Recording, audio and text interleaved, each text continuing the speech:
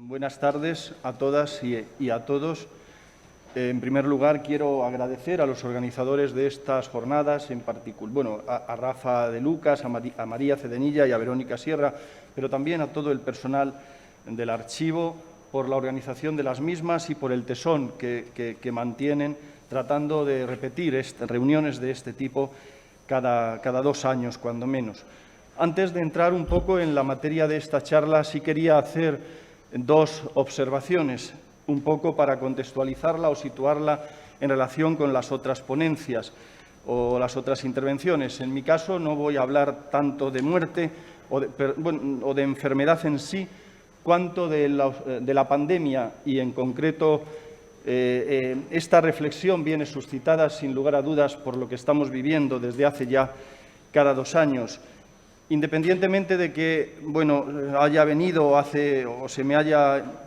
propuesto participar hace menos tiempo, eso no tiene nada que ver. Lo que sí quiero decir es que esta intervención tampoco es una intervención cerrada. No hablo de un trabajo que venga haciendo desde hace muchos años, como podrían ser otras de las cuestiones sobre las que he trabajado. Sí es verdad que sobre los egodocumentos ya hace mucho tiempo que vengo trabajando, pero el interés por relacionar los egodocumentos y la pandemia se suscitó de manera más reciente cuando empezó a desatarse el COVID-19 y, en concreto, también en el marco de un proyecto de innovación docente que está referido ahí en esta presentación, que estamos desarrollando dentro de la Universidad de Alcalá.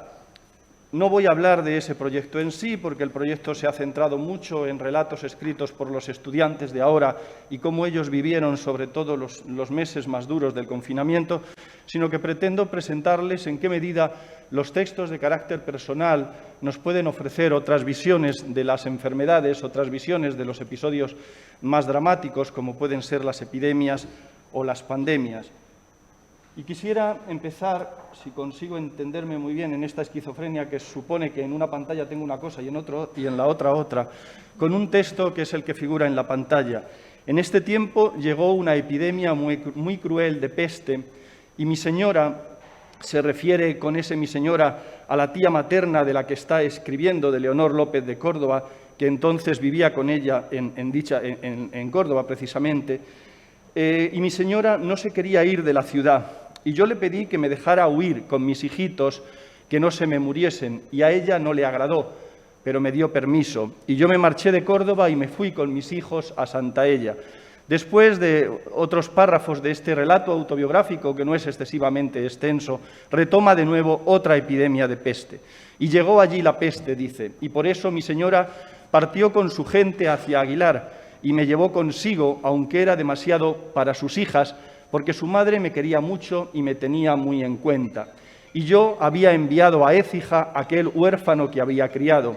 La noche en que llegamos a Aguilar vino de Écija el chico con 2 bultos en la garganta y 3 carbuncos en el rostro, con fiebre muy alta. Bien, el texto que acabo de leer procede de las memorias de Leonor López de Córdoba, escritas a principios del siglo XV, cuando ella rondaba los 40 años, y constituye sin duda la primera autobiografía femenina en lengua española y casi diría que en cualquiera de las lenguas europeas. Junto a cuestiones personales o a los problemas políticos que se derivaron del enfrentamiento entonces entre Pedro I de Castilla, de quien era camarero el padre de Leonor, y su hermanastro Enrique, el futuro Enrique II, que venció precisamente en esa contienda y por eso se terminó siendo rey de Castilla, la autora se hace eco también de las epidemias de peste que asolaron distintos lugares de la península en 1374 y en 1400-1401. Apunta, como vemos en ese texto, algunos síntomas de la misma, como los ganglios en la garganta o las lesiones cutáneas en la cara, además de referir también la inmediata huida a otro lugar como casi la única medida preventiva, que es, por otro lado, lo que los tratados médicos de la Edad Media señalaban y lo que practicaron los protagonistas del Decamerón de Boccaccio cuando se marchan de Florencia a una villa cercana tratando de huir de la peste. A la hora de acercarnos a la memoria escrita de las pandemias, los archivos y bibliotecas nos ofrecen un variado surtido de testimonios, gran parte de los cuales han ido saliendo o están saliendo en estas jornadas. Entre los más utilizados por la investigación están los documentos que han producido las diferentes instituciones. Pueden ser bandos, pueden ser informes, acuerdos municipales, pueden ser correspondencias, leyes y otras disposiciones y abundante estadística. Hasta la creación del registro, ahí tenemos, por ejemplo, un testimonio referido a un libro de acuerdos del Ayuntamiento de Huesca, donde habla, ¿no?, de algunos episodios de contagio que se están produciendo en la ciudad. Hasta la creación del registro civil, que en Francia se produce en 1792 y en España un siglo después, en 1870, ese cometido de registrar las defunciones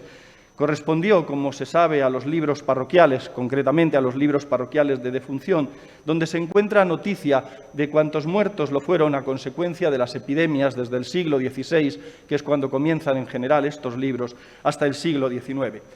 Es el caso del que hay en la pantalla, aunque ahí la referencia no es concretamente a una muerte por la epidemia, sino a una práctica religiosa, al canto del Te Deum, con esa misma intención. Otra perspectiva corresponde a la literatura médica desde la Edad Media en adelante, deudora en cada momento del conocimiento que se ha tenido acerca de las epidemias, hasta que en 1894 Alexandre Jersey, discípulo de Pasteur, descubrió el bacilo que provocaba la peste bubónica. Lo habitual era pensar que la primera y principal causa de la enfermedad era la voluntad de Dios. Como decía el autor del libro que está en la pantalla, Jean-François Rossel, en esa obra, En el verdadero conocimiento de la peste, era Dios quien envía esta calamidad por nuestros pecados. Y eso es lo que pensaban en la Edad Media y durante gran parte de la Edad Moderna. No menos interesante puede ser estudiar las pandemias a través de los ecos que han dejado en la prensa, desde las relaciones de sucesos, y creo que esta mañana Felipe Vidales trabajaba sobre estos materiales, las gacetas de la Edad Moderna, hasta la prensa diaria que empieza a nacer a finales del siglo XVIII con la creación del periódico The Times, o la prensa más contemporánea, tan decisiva, por ejemplo, para el recuento de la gripe del 18 o para el actual COVID, en el que ya no solo contamos con la prensa escrita, sino con medios audiovisuales de todo tipo y, por supuesto, con los medios digitales, teniendo siempre presente el desigual concepto que del periodismo ha habido a lo largo de la historia. A este tipo de materiales escritos que acabo de señalar le podemos añadir, obviamente, la función que la literatura ha desempeñado a la hora de transmitirnos determinadas visiones de las pandemias. Algunas de estas, de hecho, las conocemos no tanto por la documentación de archivo, cuanto por narraciones estrictamente literarias. Es el caso de la peste ateniense del siglo V antes de nuestra era, cuyo conocimiento lo debemos al relato no estrictamente verosímil que Tucídides nos transmite en la historia de la guerra del Peloponeso. Aunque para la peste negra del siglo XIV o la londinense de mediados del siglo XVII contamos sí con testimonios escritos muy diversos, la imagen más popular que de ambas tenemos seguramente sea la que nos transmitieron por un lado Boccaccio en el Decamerón, para la primera, para la peste negra cuando llega a Florencia, o Daniel Defoe en el Diario de la peste, para la segunda, la londinense de 1655, con la particularidad de que la obra de Defoe se escribe casi 70 años después, en 1722, y por lo tanto es una recreación absolutamente ficticia de una epidemia que había ocurrido mucho tiempo antes. Así pues, entre el registro oficial y la ficción literaria, son muchos los textos que a lo largo de la historia han transmitido la historia y la memoria de las pandemias, sin eludir, claro está, que estos testimonios escritos que podemos tener a nuestra disposición en archivos y en bibliotecas están siempre afectados por dos factores que nunca debemos olvidar. En primer lugar, por la desigual distribución de la capacidad de escribir en cada época de la historia. Y, en segundo lugar, por los silencios propiciados por políticas de conservación y de visibilidad de los textos que casi siempre suelen ser más generosas con los documentos emanados de las instituciones y de las élites. Dado que la documentación oficial suele transmitirnos con mucha frecuencia la versión que más interesa a las instituciones que la generan y con mucha frecuencia concierne como podemos ver por algunas de las imágenes que he ido poniendo, a normativas, legislaciones o a informes estadísticos, creo que es también oportuno preguntarnos si a lo largo de la historia podemos encontrar otros testimonios de índole más cualitativa, siempre textuales, naturalmente, donde sea posible rastrear visiones más personales de las pandemias e incluso, en algunos casos, de quienes directamente las sufrieron en sus cuerpos. Con los matices propios que tienen los textos en cada periodo de la historia, esta perspectiva creo que la podemos rastrear, y es lo que planteo en esta charla, a través de los egodocumentos. Aunque puede que no sea necesario definir este término, sí conviene señalar que su aplicación a la investigación histórica se acuñó en los años 50 del siglo pasado por el historiador holandés Jack Presser,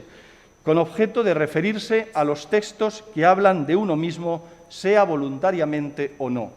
Más adelante, en el marco de una forma de hacer historia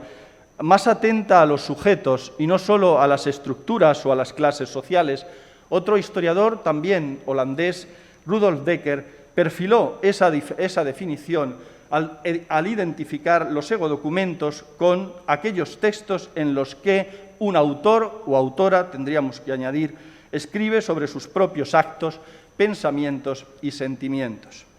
A partir de aquí, la categoría egodocumento puede implicar un amplio repertorio de textos estrictamente personales e incluso, en muchos casos, autobiográficos, como pueden ser las cartas, los diarios, las crónicas de familia, los diarios de viaje, las memorias o las autobiografías. Pero también se puede aplicar esa categoría de egodocumento a otros documentos administrativos o judiciales, donde igualmente se conservan trazas de las personas, trazas de la vida de los individuos. Y pienso, por ejemplo, en los interrogatorios judiciales o policiales, en el caso de la Edad Moderna, en los interrogatorios inquisitoriales, pienso en los expedientes de depuración, por ejemplo, en el franquismo, los que se aplicaron a los funcionarios públicos, o pienso también incluso en tiempos más recientes, en nuestro propio día a día, en un currículum vitae. En la medida que la escritura nunca ha estado democráticamente repartida, y esto es algo que no debemos nunca olvidar, el distinto alfabetismo incide de manera directa en la procedencia social de los egodocumentos, sobre todo en aquellas épocas de la historia anteriores a la alfabetización de masas, que en ciertos países occidentales solo empezó a hacerse medio realidad en la segunda mitad del siglo XIX, mientras que en otros muchos de todo el mundo vino después, e incluso tampoco debemos olvidarnos de que hoy día hay muchos lugares de la Tierra donde aún no se ha alcanzado la alfabetización generalizada. Junto a esto, también es necesario tener presente que los archivos o las bibliotecas pueden depararnos, pese a todo, más sorpresas de las que pensamos si rebuscamos en sus fondos o incluso si lo hacemos ahora en los repositorios digitales, siempre, claro, con los ojos bien atentos y con las alertas encendidas. En lo que atañe de forma específica a la relación entre este tipo de materiales escritos, entre los egodocumentos y las pandemias, tras las memorias de Leonor López de Córdoba, que citaba al comienzo de esta intervención, uno de los testimonios más antiguos que conservamos para la península ibérica corresponde a la crónica y el dietario de Melchor Miralles, capellán de Alfonso el Magnánimo. Es la imagen que tienen en la izquierda de la diapositiva. En ella dio noticia de las diferentes epidemias de peste acontecidas en Valencia en el siglo XV, aunque normalmente lo hizo atendiendo al número de las víctimas más que a otros detalles de carácter cualitativo. Otros testimonios similares de los siglos XVI y XVII suelen proceder de personas con cierta práctica de escritura, como notarios o religiosos, pero no debemos descuidar tampoco a otros sectores sociales que estarían más integrados tal vez en las clases subalternas o en las clases populares y que en algunos casos, como voy a mencionar ahora dentro de un momento, también nos legaron testimonios personales. Una parte significativa de estos diarios y memorias se datan en el siglo XVII, sobre todo en los años centrales de esa centuria, cuando se produjo una importante epidemia de peste que se extendió por prácticamente toda la península. El dominico Francisco Gabaldá publicó esa memoria de los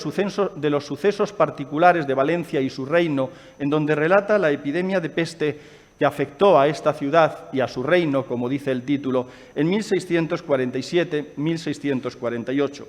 Es lo mismo que hace otro religioso, en este caso anónimo, cuando detalla el resultado o la llegada de esa misma epidemia de peste a la ciudad de Sevilla un año después, en 1649, con un relato que en ciertos aspectos puede ser comparable al que hicieron en ese mismo momento otros autores, en este caso cronistas de la propia ciudad, como Diego Ortiz de Zúñiga y Gaspar Caldera de Heredia. Cuando esta epidemia llega a Barcelona, en 1651, va a tener uno de sus testigos preferentes en Miquel Paret. Miquel Paret era zurrador o curtidor de pieles, por lo tanto sí lo podríamos situar en esos segmentos populares de la sociedad. En sus memorias, que constituyen por otro lado un testimonio excepcional para conocer la historia de Barcelona y la historia de Cataluña entre 1626 y 1660, Paret no perdió ocasión de hablar de la peste. Comienza por referirse a la llegada de la misma a Cataluña desde tierras meridionales, llevada seguramente por las tropas que habían saqueado algunas localidades fronterizas del Reino de Valencia. El texto que tienen en la pantalla, bueno, he puesto el original en catalán y la traducción castellana está tomada de una edición con bastantes defectos de traducción, pero aún así la he puesto aquí, que se hizo en el siglo XIX y que forma parte de uno de los volúmenes del Memorial Histórico Español.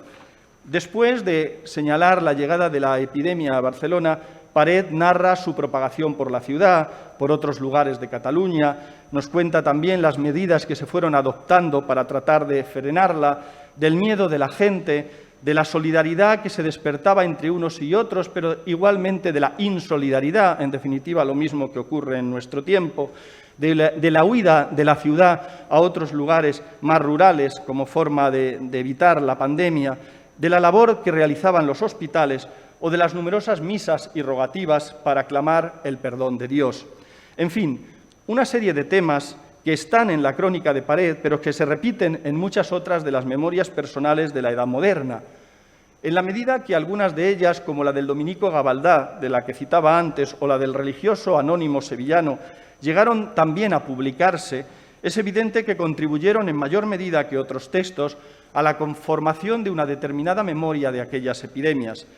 Pero, aún así, otras, con ser manuscritas y, por lo tanto, de circulación más privada, como es el caso de la crónica de Paret, que tienen en la pantalla, no dejaron por ello de ser conocidas y también sirvieron para construir el acontecimiento en su tiempo y para preservar la memoria a las generaciones posteriores.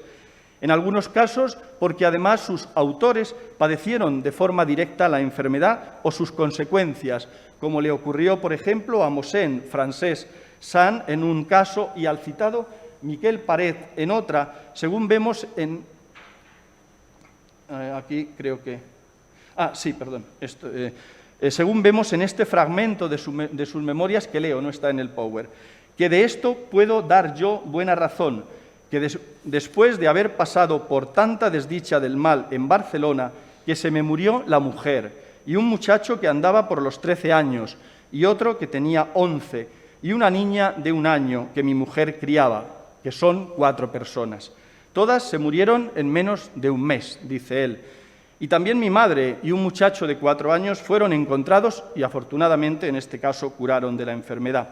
En fin, este tipo de relatos, como otros coetáneos a ellos, el caso del que está ahora en la pantalla, del payés Joan Guardia, si bien es cierto que en este caso la referencia que este campesino, más o menos acomodado, de la comarca de Osona, en Barcelona, relata, es muy breve porque simplemente menciona que en 1651 es el año de las tribulaciones, dice, del hambre, de la peste y de la guerra, y después, bueno, habla del hambre y de otras circunstancias, pero no dice nada más de la peste. Pues bien, memorias como esta, como las de Miquel Onofre de Montfar, el dietario de Jeroni Real, estos dos pertenecientes a la oligarquía barcelonesa, son, desde mi punto de vista, y esto es lo que pretendo mostrar aquí, testimonios impagables de cómo estas personas, unas pertenecientes a las élites y otras no tanto, vieron o vivieron y sufrieron las epidemias de peste que asolaron la península a mediados del siglo XVII.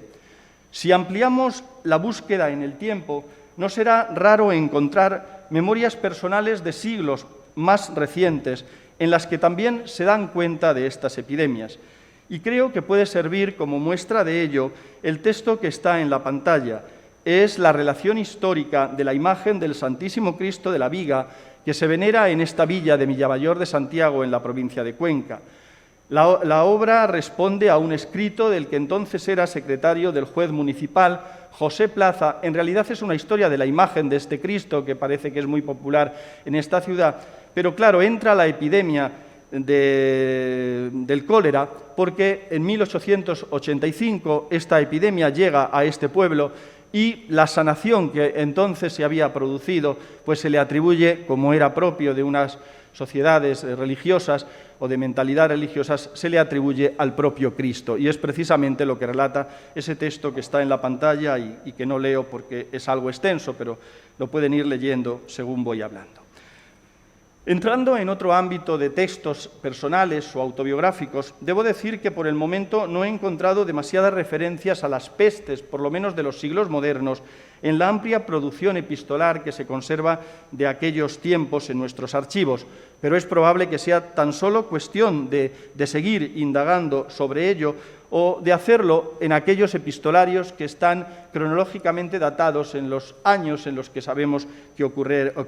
ocurrieron epidemias de cualquier tipo. Con todo, como digo, esta es una tarea, es una tarea que se puede acometer y que seguramente algunas de las personas presentes la pueden hacer. Donde sí hay mención directa a alguna de estas epidemias es en otras correspondencias de carácter algo más oficial. Por ejemplo, la que mantuvo el duque de Gandía con su villa entre 1648 y 1652, o en la correspondencia de la Sociedad Real de Medicina de París de finales del siglo XVIII, cuyo contenido, en este caso, como parece obvio, está más centrado, claro, en las consecuencias médicas de las epidemias. Acerca de la última gran epidemia que hemos conocido antes de la llegada del COVID, la de la gripe de 1918-19, la mal llamada gripe española, queda por saber si se conservan cartas de aquel tiempo, como lo es la que están viendo en la pantalla de Harry Kuhl, un profesor de 29 años que escribe a su mujer una semana antes de morir, mientras estaba aislado en el hospital de la ciudad de Geraldton, en Australia Occidental, y que dio a conocer pues, el año pasado su bisnieta, la periodista Fiona Piper. Pero también pertenecen a ese mismo momento, a la gripe del 18-19, las cartas más cercanas a nosotros que conserva la familia Javierre en Zaragoza. Concretamente, en el otoño de 1918, Julián y Vicenta, que residían en Zaragoza, escriben varias misivas a su hijo, que en ese momento estaba desplazado a Calatayud, para tenerle al corriente del estado de salud de la familia. Y en algunas de esas misivas pues, se encuentran expresiones directas a lo que estaba ocurriendo con la gripe ya en determinadas localidades españolas. Tengo que deciros que en esta muere mucha gente, dice en un momento. Mañana hace un mes que cayó enfermo. Ya se murió la abuelica del 8 de la calle Zurita, o sea, doña Paca, y la suegra de su primo Mariano, etcétera, etcétera. Todos los días la diñan lo menos 30 o 35 personas. Referidas a la incidencia de la gripe en Reino Unido, donde se produjeron 250.000 muertos, pero escritas en los años 70 del siglo pasado, son cerca de 1.700 cartas que escribieron los supervivientes de esa gripe y que el historiador y periodista Richard Collier reunió para su investigación. Hoy día esas cartas forman parte del Imperial War Museum de Londres. En este conjunto epistolar, el recuerdo de una mujer de Coventry que tenía 9 años cuando la gripe llegó a Inglaterra, cuya madre de 35 y su hermana de 7 murieron a causa de la misma, se mezcla con otros testimonios donde se refleja el impacto de la muerte, la sucesión de los funerales. Se puede ver en algunas de esas citas que creo que las pueden leer mejor porque la pantalla esta está algo más clara. La sucesión de funerales, repito, el miedo a ser el próximo en caer o los síntomas de la enfermedad. En una de ellas dice: algunas víctimas sufrieron algo llamado cianosis heliótropo, que era un color azul que comenzaba en las yemas de los dedos, las puntas de las orejas y la nariz y los labios, pero se podía volver completamente negro. Como ha señalado la historiadora Hannah Masley, quien actualmente trabaja sobre estas cartas, sin duda, testimonios de este estilo constituyen una valiosa ventana a la experiencia humana de la pandemia. Algo que nos enseñan estos textos es la polifonía de voces con la que podemos contar para profundizar en el conocimiento de las epidemias. La variedad sociológica de clase, género y de edad de este tipo de testimonios está ligada naturalmente al discurrir de la historia social de la escritura, desde las épocas en las que la escritura estuvo monopolizada por las élites políticas, religiosas o intelectuales, principalmente masculinas, también hay que señalarlo, hasta la democratización que empezó a producirse en la edad contemporánea. Reflexiones similares podemos hacerlas a propósito de la memoria escrita de la actual pandemia. Seguro que muchos de ustedes o de vosotros habéis visto o seguido en este tiempo las numerosas iniciativas que han surgido para la producción y conservación de relatos y memorias en soportes muy diferentes. Acerca de este tipo de iniciativas y de los testimonios que se han ido recogiendo en algunos casos, cabe preguntarse si se quedarán en flor de un día o si, por el contrario, pasarán a integrar el patrimonio escrito de nuestra sociedad. La respuesta tiene seguramente varias vertientes. De un lado, interpela nuestro oficio de historiadores y la relevancia que damos a este tipo de testimonios, pero principalmente creo que nos interpela a todos como sociedad y muy especialmente a quienes tienen la responsabilidad de la gestión de la memoria escrita, y en esta sala hay personas cuyo trabajo es ese, pues del oficio de estos, de archiveros, bibliotecarios, en plural, depende en buena medida que estos documentos no se pierdan, sino que pasen a integrar los fondos y colecciones de diferentes archivos y bibliotecas. En el terreno de las memorias personales ligadas a las pandemias, el caso seguramente más significativo que hay, o al menos que conozco, es el Fondo Mémoire SIDA, que se conserva en el Instituto de la Memoria de la Edición Contemporánea, en el IMEC, al norte de Francia, en la Abadía d'Ardun. Es decir, en el mismo sitio, y esto me parece relevante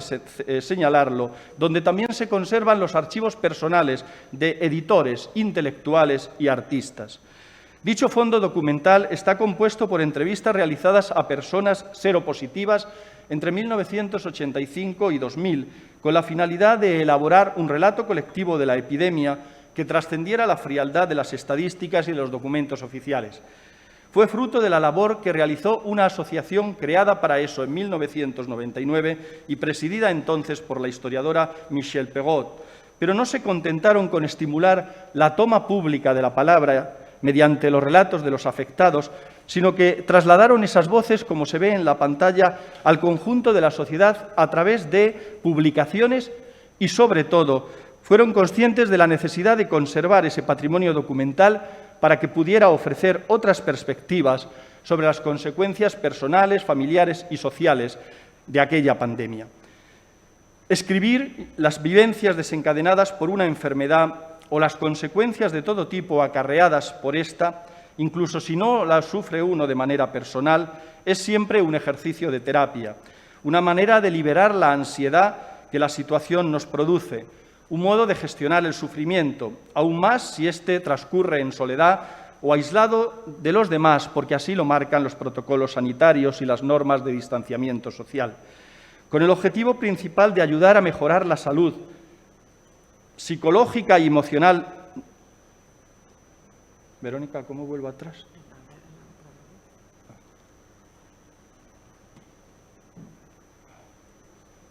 Sí. Con el objetivo principal de ayudar a mejorar la salud psicológica y emocional de pacientes o del personal sanitario, durante la actual pandemia han sido varios los hospitales que han organizado campañas de recogida de cartas y de mensajes de ánimo. El valor terapéutico de la escritura o de la lectura, como vamos a ver después en la presentación del libro, de la obra Libros que salvan vidas de Ana María Ruiz, se puede poner en práctica en el momento de la pandemia o cuando se padecen enfermedades graves, pero también actúa una vez pasados esos hechos, cuando bien los que han estado enfermos, bien los familiares y allegados, toman la pluma para liberar a través de la palabra escrita los sentimientos y angustias reprimidos.